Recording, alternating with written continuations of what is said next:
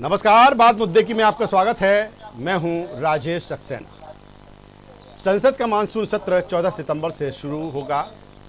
Corona काल के सत्र में बहुत कुछ खास है, लेकिन जो सबसे खास है वो है ये सत्र बिना प्रश्नकाल का होगा, यानी विपक्ष सवाल नहीं पूछ सकेगा, या ये कहें कि प्रश्नकाल में जिस तरह से जनता से जुड़े जो मुद्दे होते हैं अलग अलग लोकसभा क्षेत्रों से, वो नहीं फ्लोर पर आ पाएंगे। इसे लेकर विपक्ष सरकार पर निशाना साध रहा है और सरकार इसे कर्मचारियों की कमी के कारण उठाया गया कदम बता रही है।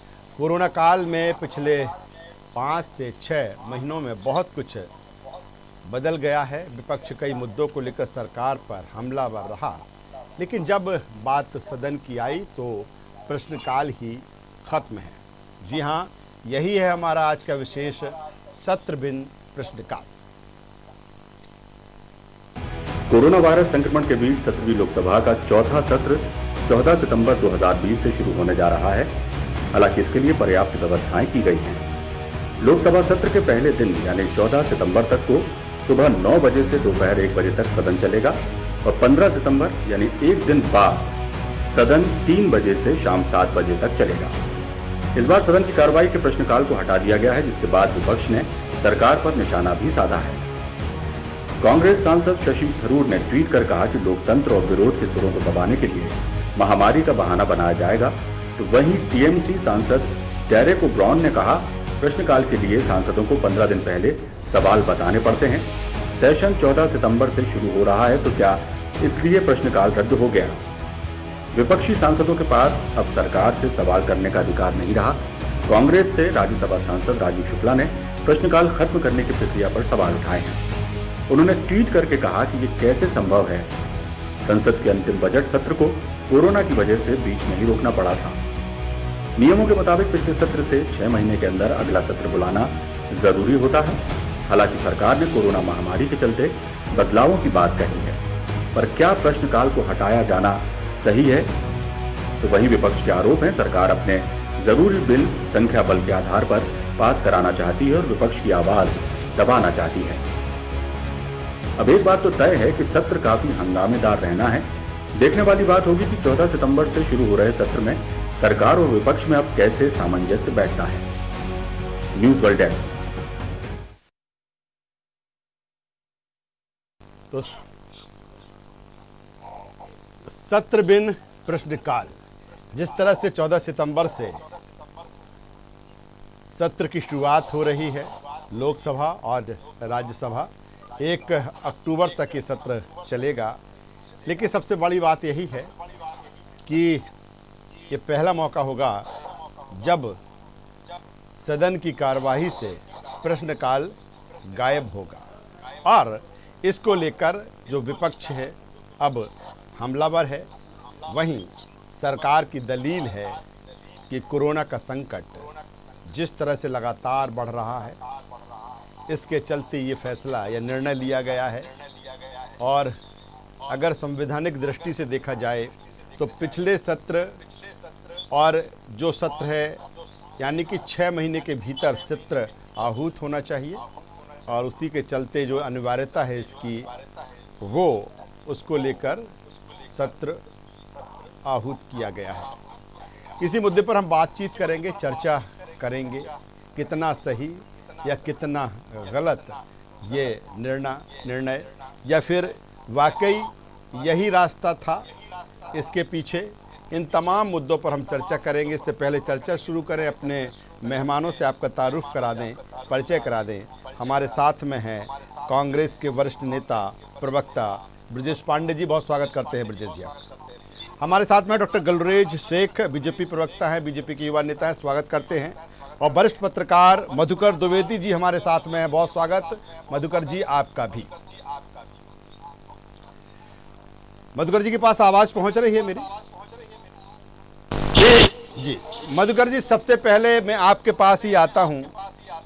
अगर संवैधानिक दृष्टि से देखें या फिर हालातों के मद्देनजर देखें, जिस तरह से फैसला लिया गया है कि बिन प्रश्नकाल के सत्र आहूत किया गया है 14 सितंबर से लेकर 1 अक्टूबर तक।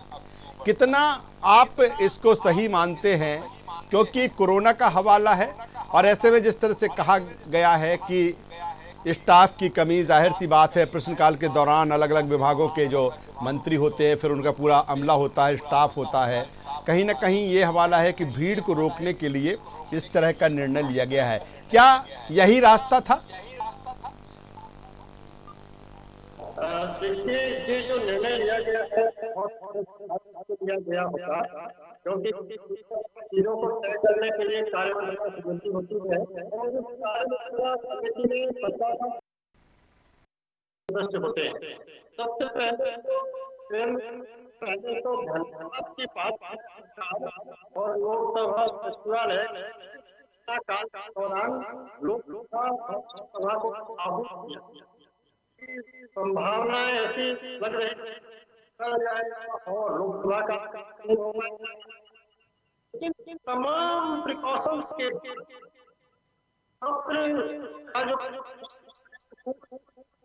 कार्य होता है,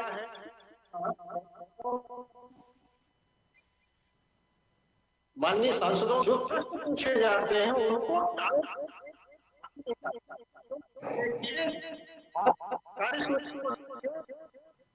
आज से नहीं, जब से लोकसभा संचालन हो रहा है भारत में, सरकार हमेशा वरीयता में रहा है। 1 घंटा सुनिश्चित है, न सिर्फ लोकसभा, राज्यों की विधानसभाओं में भी होता है। जो विभिन्न जगहों, विभिन्न राज्यों में आते हैं, सभी समस्याओं को दौरान ऐसे आते हैं, डेवलपमेंट्स बहुत सारी मांग होती है, बहुत सारी समस्याएं होती हैं, काम होते हैं जो जनता होते हैं, और वो अपने क्षेत्र का जो है उनकी आशा होती है कि वो जाकर रहेगा। अगर प्रश्न का रखने के लिए ये कह दिया जाए कि नहीं नहीं, तो वो गया कितनी है, वो संसद में जाकर के सवाल नहीं, तो उसके सांसद होने का हो कि जो से तय हुआ है या भी कार्य के पहले ही कोई बात चल रही नहीं है। लेकिन मुझे ऐसा लगता है कि उन सांसदों के साथ अन्याय होगा अपने क्षेत्र की समस्या को हल सका। देखिए, उस दौरान सदन में न हो, लेकिन जिस दिन सदस्य का प्रश्न लगा होता है तो सदस्य जरूर, आप देखिए उसके लिए कितनी तैयारी है। एक प्रश्न का उत्तर तलाश लोकसभा में या राज्यसभा, इसके लिए लाखों रुपए खर्च होता है। एक प्रश्न का बहुत बड़ा देश है,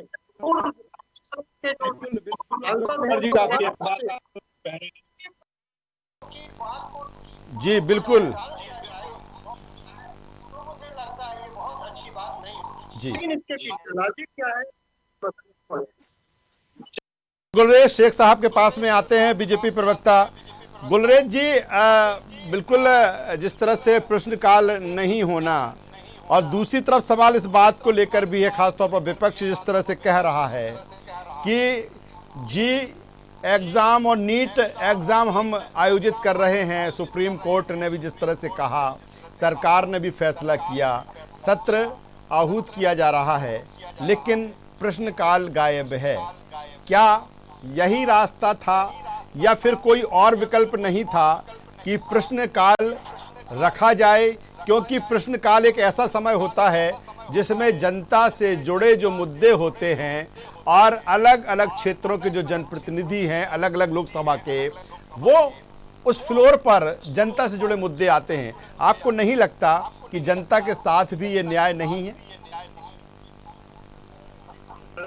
कोई नहीं चाहता कि जो क्वेश्चन आवर होता है उसको डिलीट किया जाए, लेकिन मजबूरी है। और लास्ट ऑफ ऑल भाजपा तो चाहेगी ही नहीं कभी भी ऐसा कि ऐसा हो, लेकिन आप मजबूरी को समझिए कि हम स्थिति के सामने अपने देख रहे हैं जो कि कोरोना का काल है।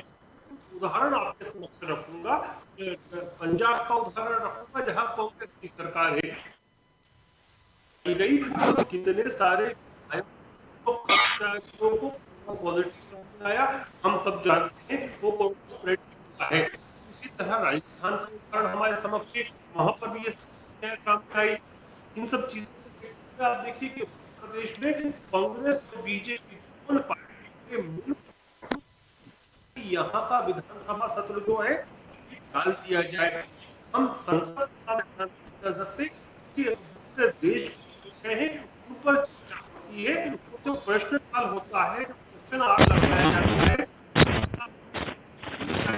क्वेश्चन के लगने से लेकर होने से कब आएगा उसके उत्तर लेने से सारे अधिकारियों और कर्मचारियों को लाना पड़ता है। वो वर्तमान में जो कोविड-19 की स्थिति है, इसको आप देखिए कि इसमें यहाँ तक लोकसभा और राज्यसभा भी साथ नहीं चल रही है, दोनों अलग अलग चल रही है। सैटरडे संडे जो ऑफ डे होता है उसमें भी कंटिन्यू किया जा रहा है, तो एक मजबूरी है। परंतु एक बात आप मान के चले, ये जो सत्र होगा ये तो टेलीविजन पे ब्रॉडकास्ट होगा। हिंदुस्तान के इसको लेकर जितने भी अहम विषय हैं उन सब के ऊपर आप देखेंगे कि चर्चा हुई है और सकारात्मक रूप से होगी और सबको बोलने का मौका मिलेगा, या आप टेलीविजन स्क्रीन पर देखेंगे। इसी से आपको मालूम पड़ जाएगा कि सरकार की मंशा क्या है। ठीक है, शून्यकाल में भी जनता से जुड़े जो अहम मुद्दे हैं वो जरूर आ जाते हैं, लेकिन शून्यकाल एक ऐसा समय रहता है, हमने देखा है कि प्रश्नकाल में तो हर जनप्रतिनिधि जो है उसको ये लगता है कि चलिए उनका सवाल आ जाए, उसका जवाब आ जाए, बारी बारी से उनका इंतजार रहता है। लेकिन शून्यकाल के दौरान सिवाय हमने अधिकांश देखा है कि सिवाय शोर शराबा या चूंकि वक्त बहुत कम रहता है, ऐसे में शून्यकाल के दरमियान वो मुद्दे आ जाएं, वो जनता से जुड़े मुद्दे आ जाएं, मुझे संभावना उसको लेकर कम लग रही है, क्योंकि जवाब प्रश्नकाल में ही मिलता है उस विभाग को लेकर। चलिए मैं आपके पास दोबारा आऊंगा, ब्रजेश पांडे जी के पास में आता हूं। मैं दोबारा आऊंगा गुलरेज जी, दोबारा आऊंगा, सबको एक एक बार सबका टर्न आ जाए। ब्रजेश जी क्या कहेंगे, जिस तरह से सवाल है विपक्ष के, कांग्रेस के भी, कि कहीं ना कहीं विपक्ष की आवाज जो है उसको दबाने की कोशिश है। भारतीय जनता पार्टी इस देश के लोकतंत्र की सबसे बड़े मंदिर संसद के साथ संविधान की धाराओं का उल्लंघन करके, उनका कत्ल करके लोकतंत्र का खुला माहौल उड़ाने जा रही है। अब आप सोचिए, प्रश्नकाल का समय 11 बजे से लेकर 12 बजे तक का निश्चित होता है। इसमें पार्लियामेंट मेंबरान लोक महत्व के किसी भी मसले पर जानकारी प्राप्त करते हैं, जिसको लिखित रूप से मंत्री को देना पड़ता है। सरकार ने सोचा कि हम अनावश्यक के बिल जो अपने मनमर्जी चाहे वो हम पास करा सके, इसलिए इस सरकार ने क्या किया कि इस सरकार ने सार्वजनिक समस्याओं का, जनता की समस्याओं का, वास्तविक तथ्यों का, तर्कों का ध्यान भटकाने के लिए इस सरकार ने क्या किया कि प्रश्नकाल को निरस्त कर दिया। हम समझते हैं भारत के संविधान बनाए गए डॉक्टर भीमराव अंबेडकर जी की सभी धाराओं का लगातार उल्लंघन है, क्योंकि प्रश्नकाल में तारांकित प्रश्न भी आते हैं, गैर तारांकित प्रश्न भी आते हैं, अल्प सूचना प्रश्न भी आते हैं, गैर सरकारी सदस्यों सदस्य पूछ सकते हैं उसमें। लेकिन सबसे बड़ी बात यह है कि इसमें मंत्री को जवाब लिखित रूप में देना पड़ता है। दूसरी बात, जितने भी संसद सदस्य हैं इसमें जब ये प्रश्न पूछते हैं तो उनको जो है बिना किसी रोक टोक के अपने प्रश्न पूछने का अधिकार होता है, और ये जो सवालात होते हैं वो राष्ट्रीय मुद्दों पर होते हैं, अंतर्राष्ट्रीय मुद्दों पर होते हैं, जिस पर हमारे माननीय संसद सदस्य सवाल पूछ लेते हैं। और ये सबसे बड़ी बात यह है कि जो भारत का संविधान कहता है, कार्य संचालन नियम 41 से लेकर 44 तक का अध्ययन करें राजेश जी, उसकी धारा 10 का कहती है कि अध्यक्ष के पास ये जुडिशियल पावर है। लेकिन हमारे संसदान ने जो उस कमेटी के मेंबर थे, वही मधुकर द्विवेदी साहब कह रहे थे, हमारे जो सदस्य थे उन्होंने जब इस बात को उठाया तो उनकी बात को इग्नोर कर दिया गया। ये लोकतंत्र की हत्या नहीं तो क्या है।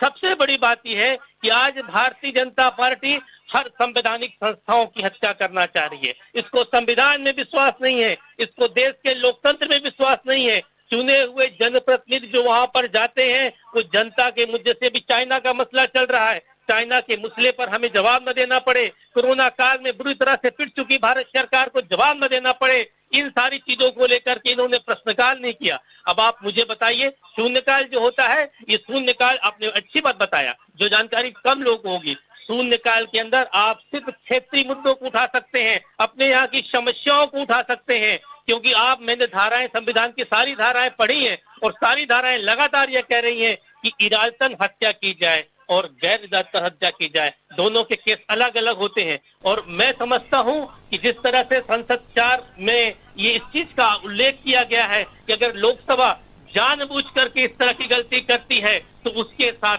भी इरादतन और गैर इरादतन दोनों धाराओं के तहत मुकदमा कायम करना चाहिए। देश के प्रधानमंत्री को बताना चाहिए कि किस तरह से उन्होंने इस देश के अंदर कोरोना का समस्या बता करके संसदों का मूल अधिकार प्रश्नकाल को खत्म कर दिया। क्योंकि अगर संसद सदस्य इस देश की समस्याओं को लेकर सवाल नहीं करेगा, जैसे कॉलेज स्कूल में पढ़ने वाला विद्यार्थी अगर अपने क्लास टीचर से किसी कंफ्यूजन को लेकर सवाल नहीं करेगा तो उसके सवाल का उत्तर कैसे मिलेगा। ये देश के महत्वपूर्ण दस्तावेज के साथ, ये देश की भावनाओं के साथ कुठाराघात है। गांधी जी कहते थे कि देश के अंदर जो लोकतंत्र हो उसके अंदर संसद सदस्यों को ये सारे अधिकार मिलने चाहिए कि प्रश्नकाल में उठाएं। और चूंकि सरकार, चलिए ब्रजेश जी, गुलरेज जी क्या कह रहे हैं पहले उनसे। जी गुलरेज जी, क्या जवाब है आपका जिस तरह से ब्रजेश पांडे के सवाल है? एक बात बड़ी स्पष्टता हमें कहना चाहता हूं कि आप टेलीविजन स्क्रीन पर देखेंगे कि 3-4 जो अहम विषय हैं, नंबर 1 कोरोना, नंबर 2 चीन और नंबर 3 अर्थव्यवस्था, इनके ऊपर पूरी तरह से चर्चा होगी। और साथ में आप देखेंगे कि न्यू एजुकेशन पॉलिसी NEP पर भी चर्चा होती भी आपको दिखेगी। सर, जहां तक 0R की बात है, आपका कितना सच है कि 0R में हंगामा होता है, लेकिन मैं आपको ये भी कह रहा हूँ कि हंगामा भारतीय जनता पार्टी की तरफ से नहीं होगा। यदि कांग्रेस ही करते हैं तो फिर उसका उत्तरदायित्व हम पर नहीं है। सर जी नहीं, ठीक है, आपने कहा जिन आपने मुद्दों की आपने बात कही कि उसकी सरकार जवाब देगी, वो फ्लोर पर उनकी चर्चा आएगी। लेकिन इससे इतर भी अगर हम बात करें, जिस तरह से कोरोना का हवाला है और कोरोना के चलते ही चाहे वो प्रवासी मजदूरों की बात हो या जो अर्थव्यवस्था की अगर हम बात करें, या फिर जिस तरह से चुनौतियां सरकार के सामने हो, फिर जिस तरह से जनता कहीं ना कहीं सरवाइव उसको लेकर कर रही है, डीजल पेट्रोल के रेट बढ़ रहे हैं, महंगाई बढ़ रही है, ये जो मुद्दे आम जनता से जुड़े हुए हैं, हर क्षेत्र की जनता से जुड़े हुए हैं, आपको नहीं लगता इससे वंचित रह जाएगा सत्र? नहीं, ये मैंने आपको एक ब्रॉड स्पेक्ट्रम में बात की है कि कोरोना के अंदर मजदूर भी आ जाएंगे, अर्थव्यवस्था के अंदर पेट्रोल डीजल पे भी चर्चा होगी, सब चीजों पर होगी। अगर 0 आवर में शोर शराबा नहीं हो तो बहुत कुछ प्रोडक्टिविटी और बहुत कुछ चिंतन मंथन आपको दिखेगा। लेकिन यह डिपेंड करता है विपक्ष के ऊपर कि विपक्ष किस प्रकार से बिहेव करता है, क्योंकि हमारे पास मैन पावर की शॉर्टेज नहीं है, लेकिन कोरोना की वजह से हम मैन पावर को नहीं ला सकते। आपको क्या लगता है कि यदि 40-50 सांसदों को कोरोना से इन्फेक्ट हो गए वहां पर तो कौन उत्तरदायित्व रहेगा? हमारी जिम्मेदारी है ना संसद को चलाना ढंग से। और जितने संसद सदस्य हैं, गुलरेज जी हम 25 लाख छात्रों की परीक्षाएं करा रहे हैं। गुलरेज जी हम 25 लाख छात्रों की परीक्षाएं नीट और जी की करा रहे हैं, और दूसरी तरफ हम इस तरह से तर्क दें कि इससे 40-50 जो सांसद हैं वो कोरोना से कहीं ना कहीं खतरा है, तो मुझे लगता है कि ये जी बिल्कुल सही प्रश्न। उसके देखिए, इसीलिए जो हमने एग्जामिनेशन सेंटर में ये फिक्स कर दिया कि 150 से अधिक बच्चे एक सेंटर पे नहीं होंगे। आप लेकिन संसद का देखिए, संसद में उससे ज्यादा सांसद हो रहे हैं, इसीलिए उसमें भी सेशन को बांटा गया। जिस समय लोकसभा चलेगी, राज्यसभा नहीं चलेगी। उससे आगे की बात कर लेते हैं। मधुकर जी हमारे साथ में, हमारे वरिष्ठ पत्रकार। मधुकर जी, जिस तरह से ठीक है जो तमाम तरह के हवाला दिए जा रहे हैं वो अलग अलग समय में बांट दिया गया है। लोकसभा और राज्यसभा को पहले दिन कैसी कार्यवाही होगी और फिर जो लोकसभा की कार्यवाही है वो कैसी चलेगी, और राज्यसभा की सुबह मॉर्निंग के समय शुरुआत होगी, राज्यसभा की जो कार्यवाही होगी। मेरा सवाल यहाँ पर ये कि ये है, ठीक है हम ये व्यवस्था बना रहे थे और ये भी सही है कि 6 महीने के भीतर सत्र आहूत हो जाना चाहिए, लेकिन सवाल यहाँ पर यह है कि फिर 14 सितंबर से 1 अक्टूबर 18 दिन का ये समय और फिर 18 दिन लगातार बैठकें, तो क्या ऐसे में जो हमें जितने भी बिल हैं या जो भी बिजनेस है सदन में जिनको कराना ज़रूरी है, चाहे विधेयक हों उन्हें पास कराना या अन्य जो कार्रवाई उसको अंजाम तक पहुंचाना, तो क्या ऐसे में अगर वाकई कोरोना का जब हवाला है तो सत्र को फिर 18 दिन तक ले जाने की क्या ज़रूरत थी? इसको और शॉर्ट करके खाना पूर्ति कर दी जाती और कहीं ना कहीं जो कोरोना का संकट है उससे भी बच जाते सभी। देखिए, आप बिल्कुल ठीक कह रहे हैं, लेकिन मुझे ऐसा लगता है कि ये सब बहुत विचार करके तय किया गया है और इसके पीछे कोई हेतु ये नहीं रहा नहीं होगा सदस्य बात न कह पाए या कोई बिल पास होने से रह जाए। जितने संवैधानिक कार्य हैं, जितने लोकसभा से कर ले कि राज्यसभा से ले, जितने कार्य हैं वो सब होंगे। ये जरूर आएगा कि अब उसमें एक काफी समय मिल जाता था सदस्यों को अपनी बात कहने का। बहुत सारे अमेंडमेंट बिल होते थे, बहुत ऐसे कार्य होते हैं, विधायी कार्य कहते हैं कि उसमें सदस्य अपनी बात कहते हैं और अपनी बात कहने के लिए ही वहां जाते हैं। ये 4 घंटे का राज्यसभा का 2 घंटे का लोकसभा का चलेगा मान लिया, लेकिन 4 घंटा पर्याप्त नहीं। तो सदन 11 बजे से 5 बजे तक चलता है, 12 बजे तक बैठता है और 4 घंटे में पर्याप्त नहीं मैं मानता हूँ 4 घंटा। लेकिन अब कोरोना की भी मजबूरी है, दूसरी मजबूरियां होती है, सरकार हो सकती है, सचिवालय की हो सकती है, इसमें मुझे लगता है सारा विचार किया गया है। लेकिन एक सवाल बार बार ये उठेगा कि सदस्यों को पर्याप्त समय क्यों नहीं दिया जाए? उनके समय की कटौती होगी, सब बिल पास हो जाएंगे, सब चर्चा होगी, लोग अपनी बात कह नहीं पाएंगे, विधायी कार्य तो सब हो जाएंगे। जो आज की डिबेट का जो है कि प्रश्नकाल प्रभावित कर रहा है या होगा, वो सदस्य बड़ी चिंता का विषय होगा, क्योंकि फंडामेंटल राइट है किसी पार्लियामेंट का कि वो सवाल पूछे और उसका उत्तर से प्राप्त करे। पहली बात तो सप्लीमेंट्री क्वेश्चन में ऐसे आते हैं कि उससे राष्ट्र एक क्षेत्र एमपी का सवाल राष्ट्रीय स्तर का सवाल होता है, अंतरराष्ट्रीय स्तर का सवाल हो जाता है, सरकार जवाब देती है, सरकार सब। लेकिन आप तो सब होंगे, जैसा आपने कहा जाएंगे, सब कुछ हो जाएगा, बिल पास होंगे तो बहिर्गमन भी होगा, तब की सरकार है, बहुमत की सरकार है। एक मुद्दा है कि एक संसद सदस्य जो लाखों बंदगी वहां करता है, जो गांव तो मधुकर जी विपक्ष के हाथ में तो कुछ बचा ही नहीं, मधुकर जी विपक्ष के हाथ में तो कुछ बचा ही नहीं। क्या बोले? मेरा सवाल यह है मधुकर जी कि विपक्ष के हाथ में कुछ ज्यादा बचा नहीं, प्रश्नकाल एक अहम समय होता है, तो विपक्ष क्या सारा कुछ सत्ता पक्ष जो है उसकी, आपने कहा कि जिस तरह से चाहे बिल हो या अन्य बिजनेस हो सदन में जिन्हें पास कराना जरूरी है, तो वन साइडेड हो जाएगा क्या ये सत्र? वो होता रहा है। आप पहले ऐसे दृश्य उपस्थित होते हैं कि विपक्ष की अनुपस्थिति में सरकार कई बिल पास करा लेती है, करा लेती है, तो सब हो जाएगा, तो राय नहीं है। लेकिन वही सवाल उठता है कि आखिर प्रश्नकाल की सीमा का क्या होगा? प्रश्न का बात होती थी, कई सदस्य ये इतनी तैयारी करके जाते हैं कि आज अगर हमारा आ गया तो हम ये पूछेंगे, अपनी समस्याओं को उठाएंगे। प्रश्नकाल नहीं, अब जैसे प्रश्नकाल का जिक्र कर रहे थे डॉक्टर साहब,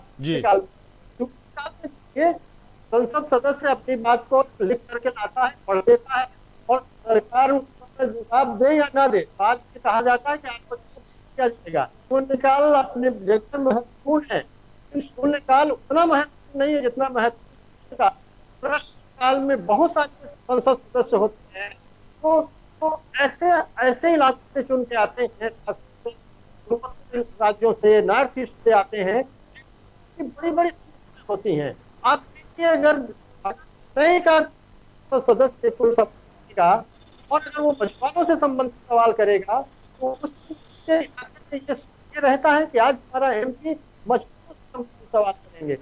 वो अपने व्यक्तियों को बोलते हैं क्या सवाल उठाएंगे, पार्लियामेंट में बोलेंगे। मंत्री भी तैयारी करते हैं, मंत्री को लगता है कि हमको सदन में नीचा न देखना पड़े, सरकार को नीचा न देखना, मंत्री हेजिटेट न हो। लेकिन बिल्कुल मधुकर जी, बिल्कुल अहम बात आप कह रहे हैं। कहीं ना कहीं ये चीजें बिल्कुल सदन से गायब दिखेंगी। ब्रजेश पांडे साहब, क्या कहेंगे, कांग्रेस की अब क्या स्ट्रेटजी इसको लेकर रहेगी? क्योंकि अब जिस तरह की व्यवस्था बन गई है, सत्र इसी तरह से चलेगा। ऐसे में कांग्रेस कितना सकारात्मक इस व्यवस्था को लेगी? देखिए, कांग्रेस पार्टी को, हमारी कांग्रेस पार्टी की राष्ट्रीय अध्यक्षा श्रीमती सोनिया गांधी जी, हमारे सर्वोच्च नेता आदरणीय श्री राहुल गांधी जी ने स्पष्ट किया है कि कांग्रेस को लोकतंत्र में विश्वास है। लेकिन जो इस तरह की घटनाएं या जो इस तरह का नोटिफिकेशन भारत सरकार ने जारी किया है, लोकसभा अध्यक्ष ने जारी किया है, मैं आज देख रहा था, अनंत कुमार जी संसदीय कार्य मंत्री का बयान सुन रहा था, मुझे उनका बयान सुन के शर्म आ रही थी। जो थोड़ी बहुत भी कानून में दखलंदाजी रखते होंगे, उनके बयान कम से कम एक मंत्री को, संसदीय कार्य मंत्री को, पार्लियामेंट्री मिनिस्टर को हमने देखा है। हमने बहुत से नेताओं को देखा है, कुंवर अर्जुन सिंह साहब को देखा है, बहुत सारे नेताओं को देखा, विद्याचरण शुक्ल इस तरीके बहुत नेताओं को देखा, दिग्विजय सिंह साहब को देखा है, जो जब पार्लियामेंट के अंदर जाते थे तो उसका बाकायदे अध्ययन करके जाते थे। और द्विवेदी साहब ने बिल्कुल ठीक कहा, क्योंकि प्रश्नकाल के अंदर मंत्री को सबसे बड़ी बात होती है कि प्रश्नकाल के समय 3 प्रकार के प्रश्न आते हैं, जो अभी तक किसी भी वक्ता ने आपको नहीं कहा। प्रश्नकाल के समय एक तो ये होता है कि 3 तरह के प्रश्नों में, एक स्टैंडर्ड क्वेश्चन होता है, दूसरा अनस्टैंडर्ड क्वेश्चन होता है और तीसरा शॉर्ट नोटिस क्वेश्चन होता है। जिसमें इन तीनों तरह के क्वेश्चंस में क्या होता है, जो लोकसभा का सदस्य होता है, अगर वो मंत्री से सवाल लिखित में पूछता है रिटन में, तो मंत्री को लिखित में जवाब देना होता है। अगर वो सवाल ओरली पूछता है तो मंत्री को ओरली जवाब देना होता है। लेकिन ऐसे बहुत सारे सवाल होते हैं जिसमें मंत्री अगर तैयारी करके न जाएगा और उसने गलत जवाब दिया तो सदन के सामने उसको शर्मिंदगी महसूस होती है, शर्मिंदा होना पड़ता है। इसलिए प्रश्नकाल बहुत जरूरी है और किसी भी लोकतंत्र में, डेमोक्रेटिक कंट्री के अंदर वाद, प्रतिवाद, संवाद बहुत आवश्यक है। कम्युनिकेशन गैप बिल्कुल नहीं होना चाहिए। हम कह रहे हैं कि आपके पास बहुमत है तो ये कौन सी तानाशाही है कि आप कोई भी अध्यादेश पारित करा लेंगे, कोई भी बिल पास करा लेंगे? अरे उस पर एक बार डिस्कशन होगी। पूर्व प्रधानमंत्री चंद्रशेखर जी ने कहा था, जिस सदन के अंदर लोकतंत्र में लोकतांत्रिक तरीके से वाद, प्रतिवाद, संवाद नहीं होता, वहां पर किसी भी बिल का कोई औचित्य नहीं है, क्योंकि लोगों का ये मूलभूत अधिकार है और जिसका हनन नहीं होना चाहिए। अभी मेरे भारतीय जनता पार्टी के मित्र कह रहे थे कि अभी मैं इनसे सवाल पूछ लूंगा तो चुप हो जाएंगे, प्रश्नकाल और शून्यकाल की बात कर रहे थे। मैं इनसे कहना चाह रहा हूं कि शून्यकाल के अंदर आप ऐसी कोई बातें नहीं कर सकते हैं जो चाहिए सदस्य को। ये काल जो है, शून्यकाल और लोककाल में सबसे बड़ी डिफरेंसेस ये है कि सदन शुरू होते ही जब आप 3 तरह के तरीके, माने स्टैंडर्ड तरीकों से अपने सवालात करते हैं, तो इसमें सबसे बड़ी बात यह है कि आप उस एजेंडे को लेकर के आते हैं जो एजेंडा देश के अंदर उस समय राष्ट्रीय विषय का वस्तु होता है।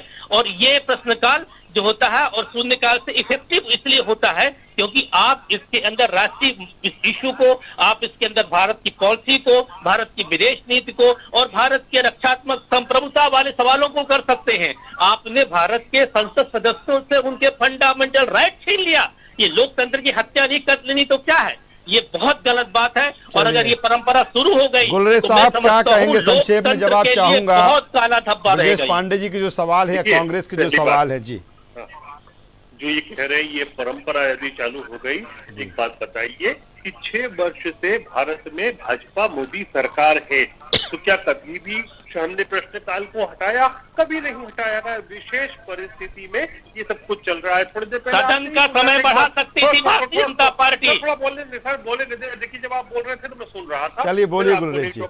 थोड़ी देर पहले सर आपने ही कहा था कि इतने लंबे, इतने दिनों तक क्यों संसद चल रही है? यदि करनी ही थी खाना पूर्ति तो बहुत कम दिन चलाना था। तो यही दर्शाता है कि खाना पूर्ति नहीं करनी है, संसद चलानी है। लेकिन माननीय संसद, गुलरेज जी प्रश्नकाल भी रख लेते किसी भी पार्टी के हमारे कर्मचारी जो हो उन सबके, देखिए प्रश्नकाल के साथ एक बात समझिए आप, जितना मैन पावर लगता है उतना अभी सोशल डिस्टेंसिंग के साथ संभव ही नहीं है। वो वर्तमान स्थिति में जो हमारी पार्लियामेंट का साइज है, वर्तमान पार्लियामेंट का, बार बार सुमित्रा महाजन की यही कहती रही कि पार्लियामेंट छोटी आगे विस्तार करना है हम करेंगे, उसका भी नई पार्लियामेंट भी बनेगी, लेकिन इसमें इतना मैन पावर नहीं आ सकता। अब जहां तक हमारे दोस्त कांग्रेस की बात कर रहे थे कि श्रीमंत राहुल गांधी और उनकी मां के बारे में, और फिर साथ में लोकतंत्र की भी बात कर रहे थे, तो वो पॉसिबल नहीं है, दोनों चीजें मेल नहीं खाती। एक नाकारा गुलरेज जी देखिए गुलरेज जी सवाल प्रश्नकाल को लेकर है। गुलरेज जी सवाल प्रश्नकाल को लेकर है। जनता से जुड़े जो मुद्दे जो फ्लोर पर आना चाहिए उससे जुड़े हुए हैं, क्योंकि जनता जब अपने प्रतिनिधि को चुनकर भेजती है, गुलरेज जी, जनता जब अपने प्रतिनिधि को चुनकर भेजती है तो वो भी चाहती है कि उसका जनप्रतिनिधि उसकी बातों को पूरी दमदारी के साथ सदन में उठाए, सरकार के सामने उठाए, और जो उसकी समस्या हो उस क्षेत्र की, उस जनता की, उसकी समाधान हो। मुझे लगता है कि प्रश्नकाल तक रहे तो ज्यादा बेहतर होगा। जी, कांग्रेस सांसद गुलाम नबी आजाद गुलरेज जी और हमारे शशि थरूर, अधीर रंजन चौधरी जो बिजनेस स्टैंडर्ड कमेटी के सदस्य हैं, उन लोगों ने लिखित में आज से 2 महीने पहले कह दिया था कि भारतीय जनता पार्टी इस तरह के कुकृत्य करने जाएगी। भारतीय जनता पार्टी कोरोना का महामारी का बहाना बना करके लोकतंत्र की हत्या करना चाहेगी, और ये बात चलिए मुझे लगता है कि बिल्कुल अब तो व्यक्तिगत आरोप प्रत्यारोप नहीं, लेकिन कुल मिलाकर यही है, कुल मिलाकर सवाल इस बात को लेकर है, सवाल इस बात को लेकर है, बिल्कुल मोदी जी कर रहे हैं, बिल्कुल जो व्यवस्था बना दी गई है, जो लोकतंत्र की हत्या की गई है, लोकतंत्र जो होता है वहीं से संसदों को मिलता है। आपने इसको सिर्फ संसद के नोटिस बोर्ड में समझा दिया। क्या ये नोटिस बोर्ड की संसद होती है? गुलरेज जी मुझे इतना बता दीजिए, क्या संसद सिर्फ नोटिस बोर्ड के लिए होती है? नहीं होती है। ये जनता जो होती है वो किसी जनप्रतिनिधि को चुनती है, रबड़ स्टंप बनाने के लिए नहीं चुनती है। कि जनता चाहती है कि जनप्रतिनिधि जब संसद में बैठे तो हमारे मुद्दों की बात करे, जन समस्याओं की बात करे, उनके निराकरण की बात करे। आप पूरी तरह से अपने मुद्दे से भटक रहे हैं। ब्रजेश जी गुलरेज जी जिस तरह से अब जो व्यवस्था बनी है 14 सितंबर से लेकर 1 अक्टूबर तक सदन की कार्यवाही, उसी के अनुसार सदन चलेगा। उम्मीद की जानी चाहिए कि इस व्यवस्था में भी कहीं ना कहीं जनता से जुड़े जो मुद्दे हैं, जनता, देश की जनता की जो परेशानियां हैं, या जिसका जवाब विपक्ष चाहता है सरकार पूरी ईमानदारी से उसका जवाब दे। कोरोना काल है, कोरोना संकट है, इस बात से इनकार नहीं किया जा सकता, और देश में जिस तरह से तमाम तरह के निर्णय लिए गए हैं या लिए जा रहे हैं, जनता का भी बराबर साथ इसमें मिला है। उम्मीद की जाना चाहिए कि इन 18 दिनों में कुछ ना कुछ जनता से जुड़े, देश से जुड़े जो अहम मुद्दे हैं वो सदन में आएंगे, सदन के फ्लोर पर आएंगे। हमारी इस चर्चा में ब्रजेश पांडे जी, डॉक्टर गुलरेज शेख साहब और मधुकर द्विवेदी जी, आप तीनों का बहुत बहुत शुक्रिया। तो कुल मिलाकर यही है कि 14 सितंबर से 1 अक्टूबर तक नई व्यवस्था के साथ सदन की कार्यवाही चलेगी, लोकसभा और राज्यसभा, और 2 अलग अलग टाइमिंग में बांटा गया है लोकसभा को और राज्यसभा को, कि जब सुबह के समय का जो काल रहेगा वो राज्यसभा के लिए, और जब दिन के शुरुआत होगी तो वो रहेगा लोकसभा के लिए। देखना होगा कि सत्र किस तरह से होगा। हालांकि विपक्ष लगातार सरकार पर हमलावर है और सरकार भी पूरी तैयारी में है विपक्ष के हर सवाल का जवाब देने के लिए, लेकिन देखना होगा कहीं जनता से जुड़े जो अहम मुद्दे हैं जो आना चाहिए उससे ये सत्र या सदन वंचित ना रह जाएगा। आज हमारी इस चर्चा में बस इतना ही। न्यूज़ वर्ल्ड पर खबरों का सिलसिला लगातार जारी है, आप बने रहिए हमारे साथ। नमस्कार। इस कार्यक्रम के प्रायोजक थे Rabindranath Tagore university. Join the 100% digitally enabled, future ready university.